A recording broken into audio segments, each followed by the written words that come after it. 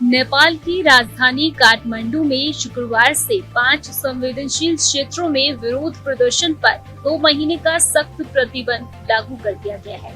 काठमांडू जिला प्रशासन कार्यालय द्वारा जारी नोटिस के अनुसार राष्ट्रपति कार्यालय, शीतल निवास, सिंह दरबार सचिवालय, प्रधानमंत्री आवास, लेंचर स्थित उपराष्ट्रपति आवास और नारायण हित संग्रहालय के आसपास किसी भी प्रकार के विरोध, सभा, धरना या भूख हड़ताल पर रोक रहेगी।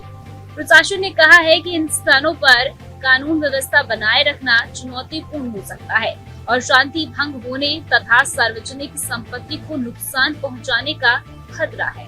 मुख्य जिला अधिकारी ईश्वर राज कोडेले ने कहा है कि नेपाल के संविधान के तहत अन्य सभी स्थानों पर शांतिपूर्ण विरोध और सभाओं की अनुमति है।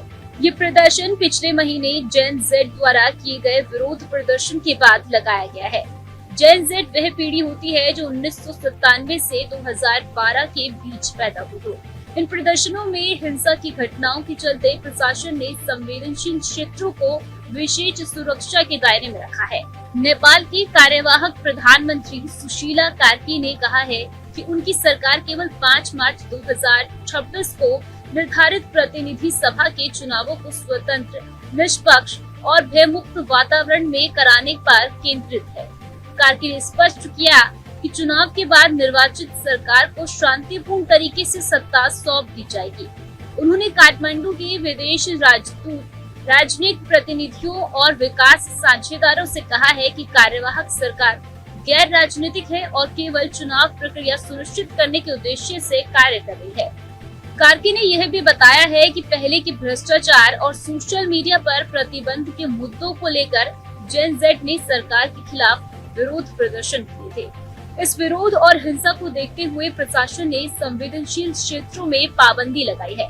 उन्होंने कहा कि यह कदम कानून और शांति बनाए रखने के लिए आवश्यक है ताकि चुनाव से पहले कोई अप्रिय स्थिति उत्पन्न न हो। प्रमुख निर्वाचन इकाई ने भी प्रतिनिधि सभा के चुनाव के कार्यक्रमों को मंजूरी दी है। इस प्रक्रिया में प्रशासन, सुरक्षा बल और निर्वाचन आयोग सभी मिलकर काम कर रहे हैं। विदेशी राजदूतों, जिसमें भारतीय राजदूत नवीन श्रीवास्तव भी शामिल है, ने इस प्रक्रिया का समर्थन किया।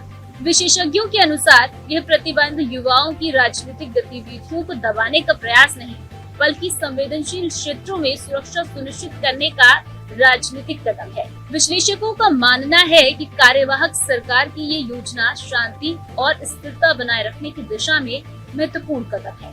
काठमांडू में 2 महीने की यह पाबंदी सुनिश्चित करेगी कि चुनाव शांतिपूर्ण माहौल में संपन्न हो और सत्ता का हस्तांतरण सुव्यवस्थित तरीके से हो।